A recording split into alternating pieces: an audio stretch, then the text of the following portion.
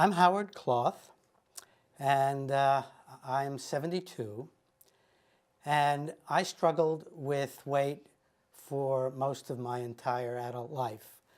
Nothing I ever did worked or worked for very long until the wellness groups.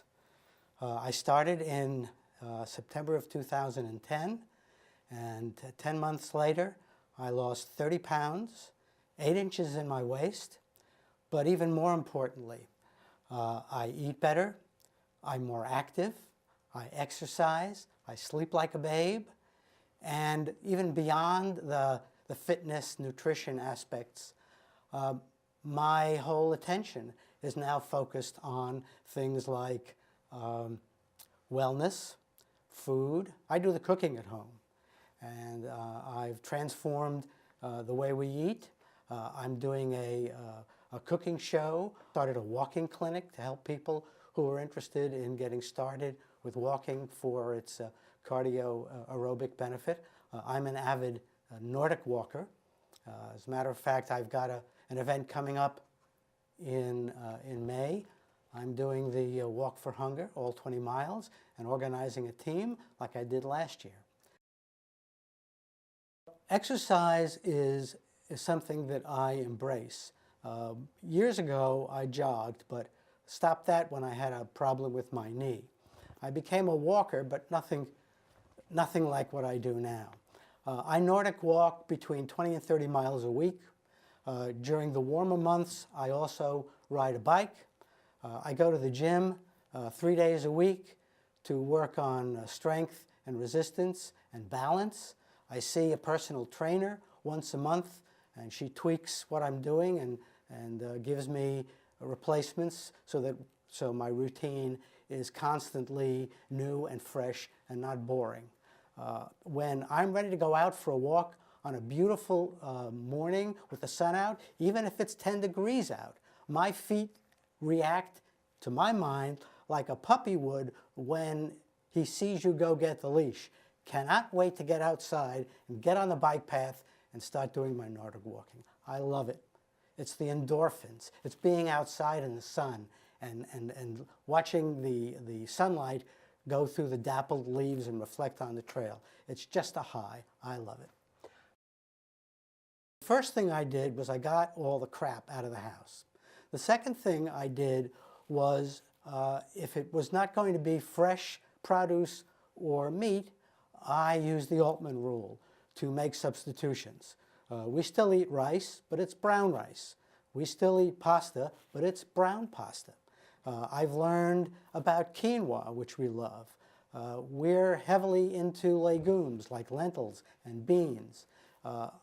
Because I'm so interested in cooking, and because I'm doing a cooking show, finding new recipes to incorporate things like kale and chard has not been a problem. It's been a delight. Changing behavior isn't easy. It's basically about changing habits. So the first thing you need to do is you need to be mindful about those bad habits, usually caused by some emotional considerations. You want to find out what your triggers are. You want to find out when they activate you.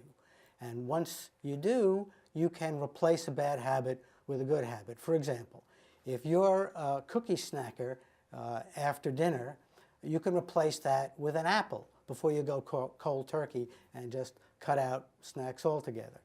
So you do it in stages. It's like learning a language. Some people get it sooner than others, but everybody's going to get it if you stay with it. Accountability is extremely important. The first person you need to be accountable to is yourself. You've got to tell yourself the truth about what goals you want to reach, what's realistic. Then the next thing you need to do is you need to put yourself out to others, your family, your friends, your colleagues, your coworkers. Just the fact of being public about what your intentions are has an amazing way of causing you to be accountable. It would be great if we could stay on a path and not ever differ from it. But you're going to have lapses. That's part of being human. The thing to know is you can always get back on the track. I just flush it and I forget it and I get on. I know how to correct. I know how to make the changes that need to be made to stay on course. I know how to get back and be accountable, and that's what I do. You know, it's not rocket science, this change, but it is science. What you need to know is the knowledge, but then you need to put it into practice. You need to be willing to make a change and not vested in the fact that, well, I've tried things and it never worked before and this isn't going to work. You need to be able to ask for support and to give it when you get it. You need to be able to enlist others and vent your frustrations and learn from what other people have done, and then share your successes as well, so that something that you've overcome can be beneficial to others. You know, success is a plural. We tend to view things as all or nothing, and that's not the way to do it. If you make a success, just go on to the next thing. For people who are starting out in a program like this, the way to begin would probably be with activity, because that, before you get into exercise.